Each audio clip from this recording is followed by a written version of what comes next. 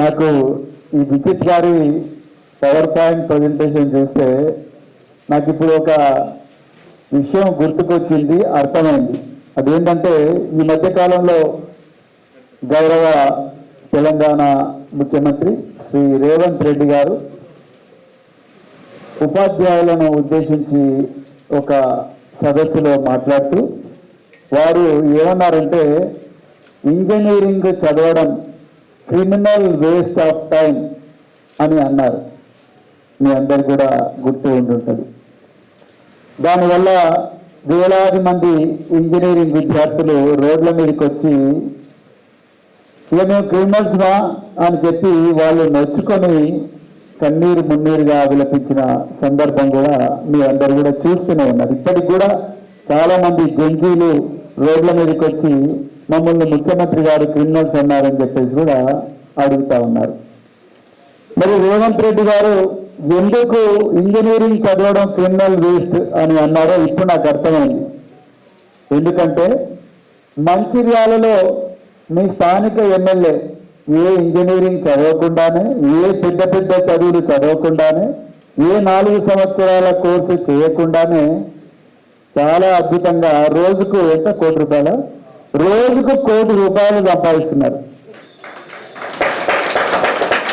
ఇక ఇంజనీరింగ్ 4 సంవత్సరాలు ఎంసెట్ రాసి, ఐఐటీలు రాసి, నీట్లు రాసి, ఆ పేపర్ లీకులతో కుస్తీలు బట్టి మరి ఇంజనీరింగ్ చేసి చివరికి 20,000 30,000 ఉద్యోగం కోసం కూడా మళ్ళా రోడ్ల మీద నిలబడాల్సిన పరిస్థితి నుండి డైరెక్ట్ వచ్చి మంచిర్యాలలోనే కూర్చుంటే అయిపోతుంది కదా. నస్పూర్లోనో, లేకపోతే గుడిపేటలోనో, లక్ష్మీపేటలోనో, శ్రీరాంపూర్లోనో, లేకపోతే మంచిర్యాల చౌరస్తాలో కూర్చుంటే 2 నిమిషాలు ఆ university vice chancellor Shri Kothirala Prem Sagar Rao garu మొత్తం అందరికీ చదువు చెప్పి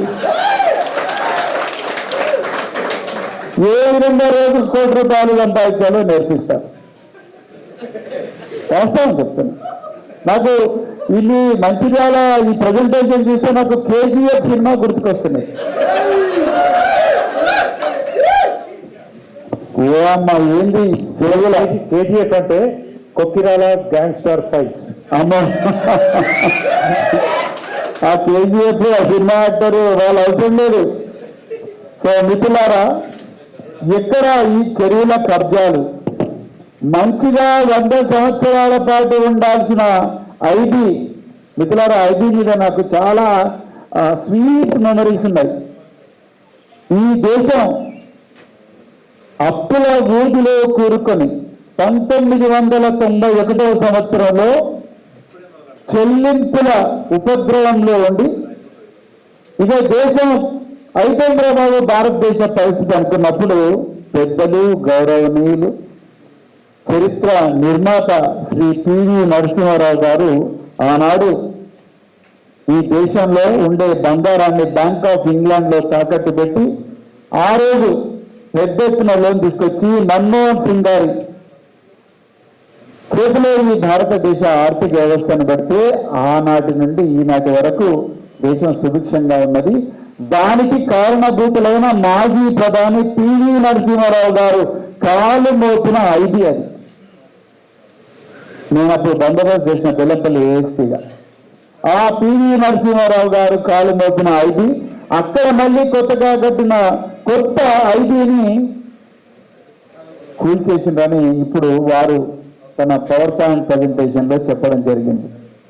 మీరు చూడండి, అంటే చెరువులను కబ్జా చేయడం, నాలాలు మళ్ళీ తవ్వడం, ₹100 రోడ్డును ₹1000 పెట్టడం, ముల్కల పోచంపాడులో ఐటీ పార్క్ అని చెప్పి దాదాపుగా 200, 300, 400 ఎకరాలు గుంజుకొని మరి ఐటీ పార్క్ పెడతారా అంటే ఐటీ పార్క్ లేదు. అవన్నీ మళ్ళీ స్థానిక వ్యాపారస్తులకు దొడ్డిదారిన అలాట్ చేయడం. ఆ దొడ్డిదారిని అలాట్ చేసిన తర్వాత వాళ్ళు ₹100 లేకపోతే ₹1,00,000 ఎకరాన్ని కొనుక్కొని వాళ్ళు ఉల్టా 10 లక్షలకు దాన్ని వేరే వాళ్ళకి అమ్మడం.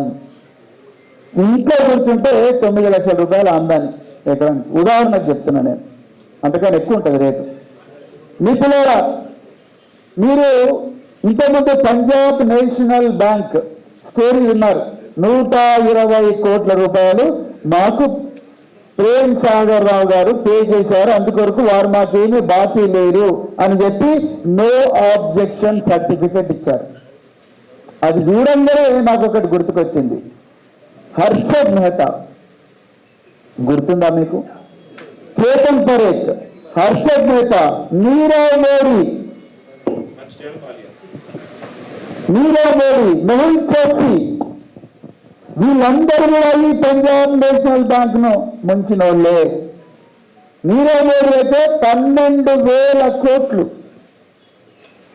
విజయ్ మల్య, మంచిర్యాల మాల్యా 12,000 కోట్లు ముంచి ఈ దేశం నుండి పారిపోయాడు. మెహుల్ చోక్సీ అయితే నేను వెస్టిండీస్ వారిపోయాడు, నీరవ్ మోడీ లండన్కు వారిపోయాడు, విజయ్ మల్య లండన్కు వారిపోయి మంచిగా డన్హిల్ సిగరెట్లు, కింగ్ఫిషర్ బీర్లు తాగకుండా కూర్చున్నాడు. ఇవాళ మీరు చూపించిన బ్యాంకింగ్ డాక్యుమెంట్స్ డీటెయిల్స్ పోవాల్సిన అవసరం లేదు. అన్నం ఉడికిందా లేదా అనడానికి తల్లి ఏం చేస్తుంది, ఇంట్లో అమ్మ 2 మెతుకులు తీసుకుంటుంది, బిడ్డ అన్నం ఉడికిందని చెప్తాడు. ఇక్కడ నాకు అర్థం కాని విషయం ఏంటంటే, మనం బ్యాంకులో లోన్ తీసుకోవడానికి పోతే మొట్టమొదటి అడిగేది సిబిల్ స్కోర్. ఈ సిబిల్ స్కోర్ ఎట్లున్నది? అదేవిధంగా నీకు ఏమన్నా ఆస్తులు ఉన్నాయా? నీ ఇల్లు తాకట్టు పెట్టొచ్చా? నీ భూమి తాకట్టు పెడతావా? లేకపోతే ఏమైనా బంగారం ఉన్నదా? ముత్తూట్ ఫైనాన్స్కి పోతే గోల్డ్ కోసం పోతే బంగారం ఉన్నదా, బంగారం తాకట్టు పెట్టని అడుగుతారు. ఇక్కడ ఏకంగా ప్రేమ్ సాగర్ రావు గారికి సాయినాథ్ ఎస్టేట్ కు 470 కోట్ల రూపాయల విలువైన లోన్స్ ఇచ్చిండ్రు. అసలు బ్యాంకులలో ఎవరి డబ్బులు ఉంటాయండి? పెన్షనర్ల డబ్బులు ఉంటాయి, ఉద్యోగస్తుల డబ్బులు ఉంటాయి. ఊర్లలో ఉండే పేదవాళ్ళందరూ కూడా మా డబ్బులు మళ్ళీ కూడా ఎత్తుకపోతాడని భయంతో బ్యాంకులలో పెడతారు. కంపెనీలు వాళ్ళ అకౌంట్లలో అన్న అకౌంట్లన్నీ కూడా బ్యాంకులలోనే పెట్టుకుంటాయి. అది ప్రజల సొమ్ము. నాకు ఆ డబ్బులను సేవ్ చేసుకోవడం, ఆ డబ్బులను సురక్షితంగా పెట్టుకోవడం అనే కళ నా దగ్గర లేదు కాబట్టి నేను తీసుకుపోయి బ్యాంకులలో పెడతా. ఆ బ్యాంకులు ఆ డబ్బును తీసుకొచ్చి ఈరోజు ప్రేమ్ సాగర్ రావు గారు లాంటి వాళ్ళకి ఇచ్చిండ్రు. 1 కాదు 2 కాదు 470 కోట్ల రూపాయలు వారికి లోన్ ఇచ్చిండ్రు. ఆయన స్టేట్మెంట్ ప్రకారమే నేను మాట్లాడతా. ప్రేమ్ సాగర్ రావు గారు నిన్న కాక మొన్న ఏమన్నారు? తెలంగాణ మన కాంగ్రెస్ పార్టీ ఆఫీస్ గాంధీ భవన్, ఇప్పుడు గాంధీ భవన్ అంటే నా భావం అవుతున్నది, నాకు దాన్ని గ్రహాచార భవన్ అనాల్సి వస్తున్నది. ఎందుకంటే అక్కడ కూర్చున్న పిసిసి చీఫ్ మహేష్ కుమార్ గౌడ్ గారు మనుషులు మాట్లాడే భాష మాట్లాడతలేరు. అద్దంకి దయాకర్ మనుషులు మాట్లాడే భాష మాట్లాడతలేరు. వాళ్ళు యాంత్రిక, మాంత్రిక, తాంత్రిక భాషలు మాట్లాడుతున్నారు. వాస్తవం.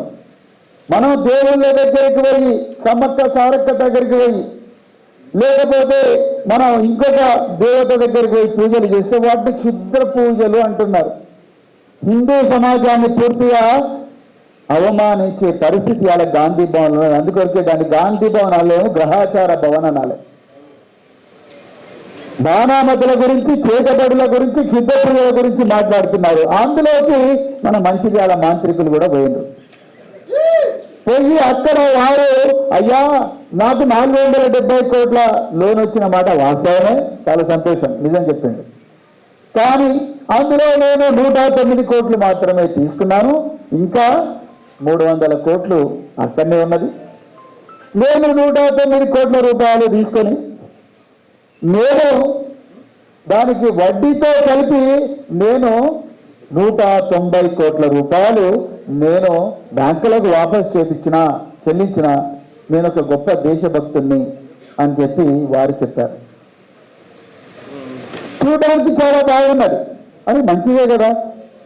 బ్యాంకులు నష్టపోతుంటే తీసుకుపోయి బ్యాంకులకు లోన్ వాపస్ కట్టింది కదా. అయ్యా ప్రేమ్ సాగర్ రావు గారు, మా చెవులలో పూలు లేవు, మేము చెవులలో పూలు పెట్టుకోలేదు, మాకు కూడా కొంచెం చదవచ్చు. మీ పేరు చూపించి అందరినీ భయపెట్టించినట్టుగా మా టీఆర్ఎస్ భయపెట్టించలేవు. నాకు ఇంకేం తెలుసు, నేను కూడా అదే డిపార్ట్మెంట్ నుంచి వచ్చిన. పోలీసులందరూ ఇంటికి పంపించి రాత్రి ప్రజలు పెట్టించి గుండెగాళ్ళని ఇంటికి పంపించి పొట్టుగా తల్లి మంచిర్యాల జనరల్ హాస్పిటల్లో వాళ్ళేమో ట్రీట్మెంట్లు ఉంటారు. వాళ్ళు అనుకుంటారు పోలీసు వాళ్ళు మామూలు దండాల మీద కేసులు పెడతారు వాళ్ళు అనుకుంటారు. కానీ ఉంటే ఇక్కడ ఏం జరుగుతుంది? తన్నులు తిన్నోళ్ళ మీద కేసులు అవుతాయి. మన పై అప్పుడు కౌంటర్ కేసు అవుతాయి. తర్వాత పోలీసు వాళ్ళ తెలుగు నుంచి ఎందుకు ఆయనతో పంచాయతీలు లోక్ అదాలతులు పోయి కాంప్రమైజ్ కాండి అంటారు. నీకు ఎమ్మెల్సీ రాదు, నీకే రెప్పండి ఆడుతుంటుంది. నీకు ఎమ్మెల్సీ రాదు, తమిళనాడుకే ఎమ్మెల్సీ వస్తుంది, వానికి దెబ్బలే ఉండవు. నీ మీదేమో 324 పెడతాడు. నువ్వు వాడిని దండకపోయినా నీకు 307 వస్తే నువ్వేమో జైలు పోతావు, వాడేమో మంచిగా చౌరస్తాలో కూర్చొని బిల్లు కాకుండా కూర్చుంటారు, సోషల్ మీడియా చూసుకుంటా. ఇది వాస్తవం. ఇక్కడ ఒక్క దగ్గర కాదు, తెలంగాణ అంతా కూడా ఈ ఆటవిక రౌడీ రాజ్యం జరుగుతూ ఉన్నది. మంచిర్యాలనే బెస్ట్ ఎగ్జాంపుల్. ఇక్కడ ఒక్క దగ్గరనే కాదు, ఏ నియోజకవర్గాలు చూస్తున్నా మొత్తం అయితే టీఆర్ఎస్ల మీద కేసులు పెట్టారు. ఎన్ని రోజులు పెడతారండి మీరు? సో ఇప్పుడు అందరినీ భయపెట్టించినట్టుగా మా విచిత్రాన్ని భయపెట్టలేను, మా మంచిర్యాల బీఆర్ఎస్ నాయకులు భయపెట్టించిన అందుకొరికే వాళ్ళు మొత్తం కూడా ఓపెన్ సోర్స్ నుంచి మినిస్ట్రీ ఆఫ్ కంపెనీ అఫైర్స్ నుంచి మొత్తం కూడా డేటా తీసుకొని వచ్చి నీ బండారం బయట పెట్టింది. ఇప్పుడు మా ప్రశ్న ఏంటంటే అంటే నీకు బ్యాంకులో 300 కోట్లు ఉండంగా నువ్వు మళ్ళా ఊర్మిక అనే కంపెనీ పెట్టి ఆ ఊర్మిక కంపెనీకి బాంబేలో ఏదో బెకన్ అనే ఒక కంపెనీ ఉంది, ఇంకేదో కంపెనీ ఉంది. ఈ 2 కంపెనీల నుంచి 140 కోట్ల రూపాయల లోన్ ఏడికెళ్ళి తీసుకొచ్చినావు. First point. ఆల్రెడీ నువ్వు 400 కోట్ల లోన్ తీసుకున్నావు, నీ ఆస్తులు తాకట్టు పెట్టినావు, నీ మీద ఎంతో మంది నువ్వు ఏమంటారు వాళ్ళ దగ్గర నుంచి అప్పు తీసుకొని వాళ్ళ డబ్బులు వాపసు కడతలేవు, వాళ్ళ బిల్డింగులు కడతాను, వాళ్ళ ఫ్లాట్లు కడతా అని చెప్పి రకరకాల విధాలుగా అప్పులు తీసుకున్న వాళ్ళందరూ కూడా నీ దగ్గర, నువ్వు అప్పు తీసుకున్న వాళ్ళందరూ కూడా ఇంటి ముంగట్టుకు వచ్చి నీ మీద కేసులు పెడుతుంటే నీ ఆస్తులన్నీ కూడా ఆ బ్యాంకులో ఆల్రెడీ తాకట్టు పెట్టబడి ఉంటే నువ్వు ఏ ఆస్తులు పెట్టి ఈరోజు బాంబేలో 140 కోట్ల రూపాయల లోన్ తీసుకొచ్చినావు? First point. ఆ వివరాలు బయట పెట్టాలి. వాడు ఏ ఆస్తులు పెట్టుకొని 140 కోట్లకి ఇచ్చిన ఆల్రెడీ 10 సంవత్సరాల నుంచి syndicate bank, Punjab national bank, Andhra bank, ఇన్ని బ్యాంకులు నీకు నోటీసుల మీద నోటీసులు ఇస్తూ, ఇన్కమ్ ట్యాక్స్ వాళ్ళు కూడా నీకు నోటీసులు ఇస్తూ ఆర్థిక నేరస్తుల జాబితాలో, డిఫాల్టర్ల జాబితాలో నిన్ను పెట్టుకున్నప్పుడు బెకన్ అన్నవాడు ఎక్కడి నుంచి వచ్చిండు? నువ్వు 140 కోట్ల రూపాయలు ఏడికెళ్ళి ఇచ్చిండ్రు? 10 lakhs capital 10 lakhs. ఈ ఊర్మిక అనే కంపెనీకి కేవలం పెట్టుబడి దాని విలువ 10 లక్షల రూపాయలు మాత్రమే. గమ్మత్తు చూడండి. అలా నర్సూర్లో ఉండే సోదరులు ఆలోచించాలి, హాజీపూర్లో ఉండే వాళ్ళు ఆలోచించాలి, అదేవిధంగా లక్షటిపేటలో ఉండే వాళ్ళు ఆలోచించాలి, మంచిర్యాలలో ఉండే వాళ్ళు ఆలోచించాలి. 10 లక్షల విలువైన కంపెనీకి 140 కోట్ల రూపాయల విలువైన లోన్ ఎక్కడి నుంచి వస్తుంది? మన ఇంటిని తాకట్టు పెట్టినా ఇంటి విలువ 50 లక్షలైతే బ్యాంకోడు కేవలం మనకు 25 లక్షలలోనే ఇస్తాడు. ఇది వాస్తవం. మన భూమి విలువ 10 లక్షలైతే బ్యాంకోడు మనకు కేవలం 75% అంటే 7.5 లక్షల లోనే ఇస్తాడు. కానీ ఇక్కడ 10 లక్షల విలువైన 10 లక్షల పెట్టుబడి మాత్రమే ఉన్న ఊర్మిక అనే ఒక కంపెనీకి 140 కోట్ల రూపాయల లోన్ ఎక్కడి నుంచి వచ్చింది? అయ్యా బ్యాంకర్లు, మీరు మమ్మల్ని ఇంత సతాయిస్తారు కదా, మమ్మల్ని సెక్యూరిటీ అడుగుతారు, మా మీద గతంలో ఉండే లోన్లు అడుగుతారు, మా సిబిల్ స్కోర్ అడుగుతారు, మమ్మల్ని రామేరు బ్యాంకు గడప కూడా పెట్టలేరు. ఒకవేళ అగర్సేపు లోన్ తీసుకుంటే మా రైతన్నలను వాళ్ళ ట్రాక్టర్లు గుంజుకోపోతా ఉన్నారు, వాళ్ళ కచ్చులాలు గుంజుకోపోతా ఉన్నారు, వాళ్ళ ఎడ్లు గుంజుకొని పోతా ఉన్నారు, మెడలో ఉన్న పుస్తల తాడు కూడా ఎదుగుతలేరు మీరు. మరి ఈరోజు 10 లక్షల విలువ ఉన్న 10 లక్షల విలువ ఉన్న ఊర్మికకు ఇదే కొత్తిరాల ప్రేమ్ సాగర్ రావు గారి కంపెనీ ఏదైతే ఉన్నదో దానికి 140 కోట్ల లోన్ ఎక్కడి నుంచి వచ్చింది? ఎవరిచ్చింది? ఒకవేళ నువ్వు ఎక్కడి నుంచో ఆస్తులు ఆ డెకన్లో తాకట్టు పెట్టండి 20% ఇంట్రెస్ట్ 30% ఇంట్రెస్ట్ నువ్వు లోన్ ఉంటే ముందు వాడు స్థిరాస్తి అడుగుతాడు. నువ్వు ఏం స్థిరాస్తి చూపించినావు? ఆ స్థిరాస్తి ఎక్కడ ఇంతకు ముందు తాకట్టు పెట్టలేదా? 60,000 తాకట్టు పెట్టకపోతుంటే నీకు 470 కోట్ల రూపాయల లోను ఎన్నికలు వస్తారు. మిత్రులారా, మీరు కేతన్ పరేఖ్ను చూసినా, హర్షద్ మేతాను చూసినా, నిమ్మగడ్డ ప్రసాద్ను చూసినా, కేతన్ పరేఖ్ను చూసినా, నీరవ్ మోడీని చూసినా, మెహుల్ చోక్సీని చూసినా, వీళ్ళందరి లోపల కూడా విజయ్ మల్లాను చూసినా కూడా వీళ్ళందరి లోపల ఏ లక్షణాలు కనిపిస్తున్నాయో అది మీ మంచిర్యాల ఎమ్మెల్యేల ప్రస్తుత ఎమ్మెల్యే దగ్గర ఏ కనిపిస్తున్నాయి? చూడడానికేమో అయ్యో పాపం అప్పు తీర్చిండు కదా అని అనిపిస్తుంది. కానీ అప్పు తీర్చడానికి వచ్చిన 120 కోట్లు 140 కోట్లు 170 కోట్లు ఏడికెళ్ళి వచ్చినాయో ఆ వివరాలు మాత్రం మనకు చెప్పరు. నేను ఇవాళ అడుగుతున్న ప్రేమసాగరరావు గారు, అయ్యా ప్రేమసాగరరావు గారు నాకు కూడా అప్పు ఉన్నది, దయచేసి నాకు ఆ సీక్రెట్ చెప్పండి ప్లీజ్. మీకు కూడా కావాలి ఆ సీక్రెట్? మీకు ఎంతమందికి కావాలి సీక్రెట్? మాకు కూడా దయచేసి ఆ సీక్రెట్ చెప్పండి. మంచిగా ఉన్న బిల్డింగ్ను ఎట్లా కూల్చాలనో సీక్రెట్ చెప్పారు, చెరువులు ఎట్లా కట్టేయాలనో సీక్రెట్ చెప్పారు. పేద ప్రజలు ముల్కల పోగంపాడులో ఉండే పేద భూములను ఐటీ పార్క్ అని జియో ఎట్లా తీసుకొచ్చిండ్రో ఆ సీక్రెట్ కూడా మాకు చెప్పారు. మీరు ఇన్ని కబ్జాలు, ఇన్ని నాళాలు, ఇసుక దండాలు, మట్టి దండాలు, గోదావరి నుంచి చేస్తున్నా కూడా మైనింగ్ అధికారులు మీకు మీ వాహనాలను సీజేయరు, గ్రామ పంచాయతీ అధికారులు సీజేయరు, జిల్లా కలెక్టర్ కళ్ళు మూసుకుంటారు, విజిలెన్స్ అండ్ ఎన్ఫోర్స్మెంట్ అధికారులు కూడా కళ్ళు మూసుకుంటారు. ఆ సీక్రెట్ గా మాకు కూడా చెప్పరాదు. చిరాంపేటలో ఏమేమి పార్టీలు ఇస్తారు వీళ్ళందరికీ అధికారులకు? మీరు ఈ భాగ్యనగర్ హోటల్స్ లో, చిరాంపేట్ లో, హైదరాబాద్ లో మీరు ఏమేమి పార్టీలు ఇస్తున్నారు? ఆ పార్టీలలో మరి వీళ్ళు మత్తులో ఉండి ఇవాళ కళ్ళు మూసుకున్నారా మీ అధికారులు? మరి ఎక్కడ పోయింది జియో 99 ప్రకారం వచ్చిన హైడ్రా?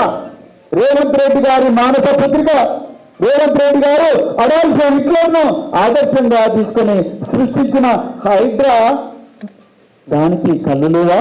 కళ్ళు లేని కబోదిగా మారిందా? ఈ మంచిర్యాలలో ఇసుక దండాను చూడకుండా పోవడానికి, ఈ మంచిర్యాలలో చెరువుల కబ్జాలు చెరువులను రక్షించడానికే వచ్చింది అని చెప్పిన హైడ్రా ఈ మంచిర్యాలలో చెరువుల కబ్జాకు గురవుతుంటే ఆ హైడ్రాకు ఇది కనిపించడం లేదా? రేవంత్ రెడ్డి గారికి కనిపించడం లేదా? ఉత్తమ్ కుమార్ రెడ్డి గారికి కనిపించడం లేదా? ఇరిగేషన్ శాఖ మంత్రి, గనుల శాఖ మంత్రి, ఇక్కడే చెన్నూరు ఎమ్మెల్యే అయినా మరి వివేకానందకు కనిపించడం లేదా? ఇవన్నీ కూడా ఎక్కడైనా మరి మీ విజిలెన్స్ శాఖలు ఎక్కడైనా ఇవాళ రేవంత్ రెడ్డి అన్ని విజిలెన్స్ శాఖలు కూడా నాకే రిపోర్ట్ చేయాలన్నాడు. మరి ఎక్కడైనా రేవంత్ రెడ్డి అలా మంచిర్యాలలో ఈ కేసీఎఫ్ మాఫియా ఏదైతుందో దాని మీద ఎందుకు విజిలెన్స్ అధికారులను పంపించడం లేదు?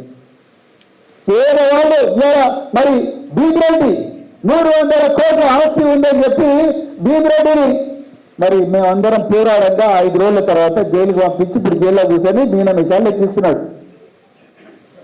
మరి ఇక్కడ ఎమ్మెల్యే కూడా జైలుకు పంపించాలి కదా, బరాబరు పంపించాలి. ఎందుకు ఎమ్మెల్యే మీరు అనొచ్చు, ఎమ్మెల్యే ఎక్కడైతే సార్ ఎమ్మెల్యే రాజకీయ నాయకుడు? ఎమ్మెల్యేకి కూడా జీతం వస్తున్నది.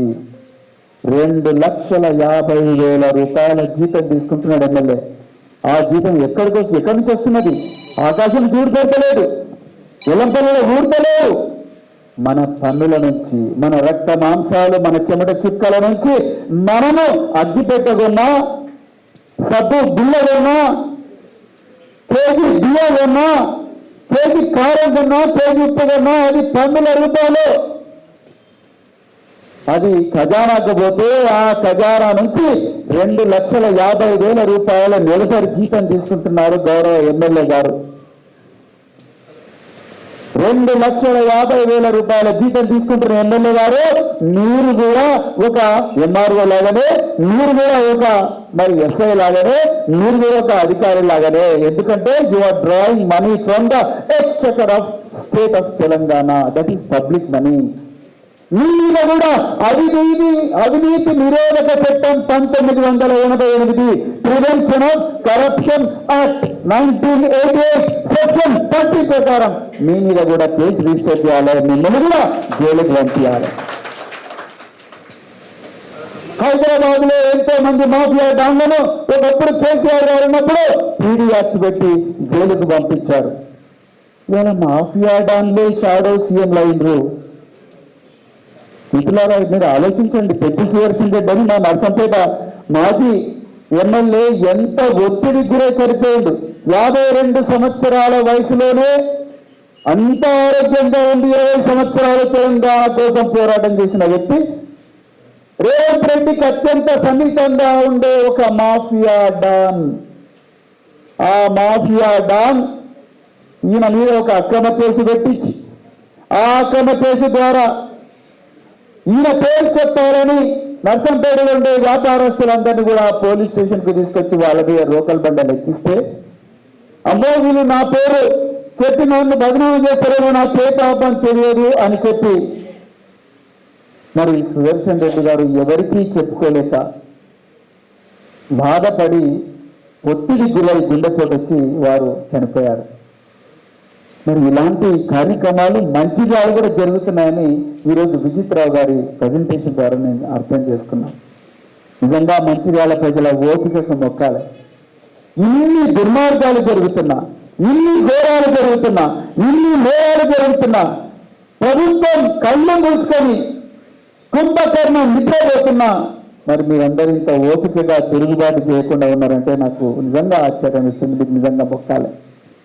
మిత్రులారా, నయ్యా ఎమ్మెల్యే గారు, మీరు నిజంగా ఈ బెకన్ హోల్డింగ్స్ లో 140 కోట్ల రూపాయలు తీసుకొచ్చింటే ఆ బెకన్ హోల్డింగ్స్ అనేటోడు మీకు 10 సంవత్సరాల నుంచి ఇన్ని కేసులున్న బ్యాంకులలో ఏ విధంగా మీకు లోన్ ఇచ్చిండు ఆ సీక్రెట్ మాకు చెప్పారు. మేము కూడా పోతాం మన దగ్గర, మాకు కూడా లోన్ కావాలి. మొట్టమొదటి.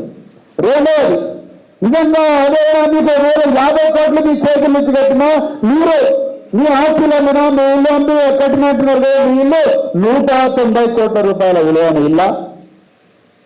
ఆ ఇల్లు మాకు కూడా చూపిండ్రి, మేము కూడా ఆ ఇంటికి వచ్చి ఒకరోజు నీళ్ళు తాగిపోతాం, మీరు అనుమతిస్తే. కనీసం ఆ ఇంటి బాత్రూంలోనే ఫోటో దిగిపోతాం. 190 కోట్ల రూపాయల విలువైన ఇల్లా? లేకపోతే మీ ఆస్తులు ఎట్లా? మీరు వేసుకున్న అఫిడవిట్లో మీరు మీ ఆస్తులు మీ బ్యాంకుల వివరాలన్నీ కూడా మీరు ఇవన్నీ ఇచ్చిరా? ఇవ్వకపోతే అది నేరం అవుతుంది. మన రేవంత్ రెడ్డి దొరికిందిగా రేటాంటేరుగా కొండారెడ్డిపల్లిలో ఒక ఓటు, కొడంగల్లో ఇంకో ఓటు. ఆర్టికల్ 326 ప్రకారం ఒక వ్యక్తికి ఒకటే ఓటు ఉండాలి రాజ్యాంగం ప్రకారం. రిప్రజెంటేషన్ ఆఫ్ పీపుల్స్ యాక్ట్ ప్రకారం 2 ఓట్లు ఉండడం నేరం. Section 17, section 18. 1 సంవత్సరం పాటు జైలు శిక్ష. మరి రేవంత్ రెడ్డి జైలు వేయాలిగా, రేవంత్ రెడ్డి జైలు వేయాలి కదా. ఆదాయానికి మించి ఆస్తులున్న కేసుల్లో 100 మంది అధికారులను నేను జైలు పంపించినా అని దీనిరెడ్డి లాంటి అధికారులు జైలు పంపించారు, జబ్బలు కొట్టుకుంటున్నారు రేవంత్ రెడ్డి.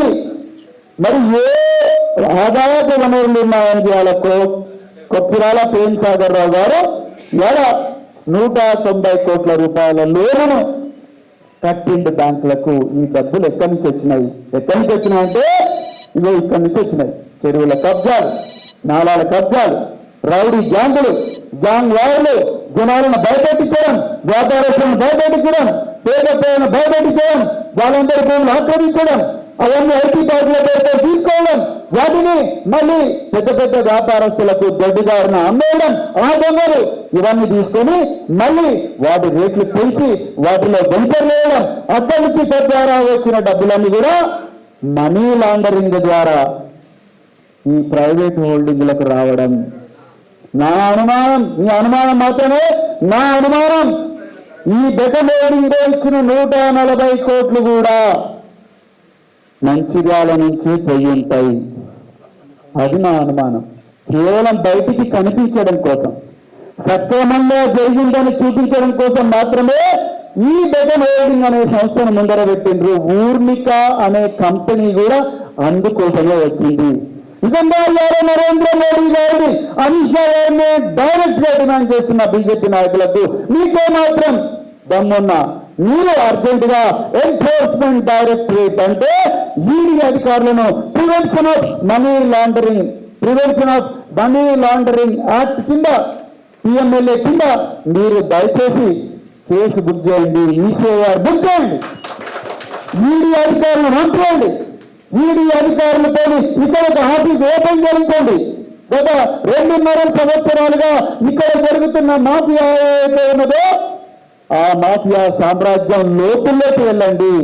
ఈ మాఫియాకు, ఈ మంచిర్యాల మాఫియాకు, ముంబై మాఫియాకు ఉన్న నీకేంటి? మీ దగ్గర ఓటింగ్ తప్పని కదా ఉంది. దీనికి 140 కోట్లు ఎక్కడి నుంచి వచ్చినాయి? 10 లక్షల రూపాయల విలువైన ఒక కంపెనీకి 140 కోట్ల రూపాయల లోన్ లేడికెళ్ళి వచ్చింది. వాడి ఆస్తుల వివరాలు ఎక్కడి నుంచి వచ్చినాయి? దీని మీద లోతైన పరిశోధన జరగాలి. బ్లాక్ మనీ వైట్ మనీగా ఏ విధంగా మారుతున్నది, నల్లధనం తెల్లధనంగా ఏ మారుతున్నది, ఇది తప్ప prevention of money laundering act కింద నేరం అవుతుంది. దయచేసి మీరు రావాలి.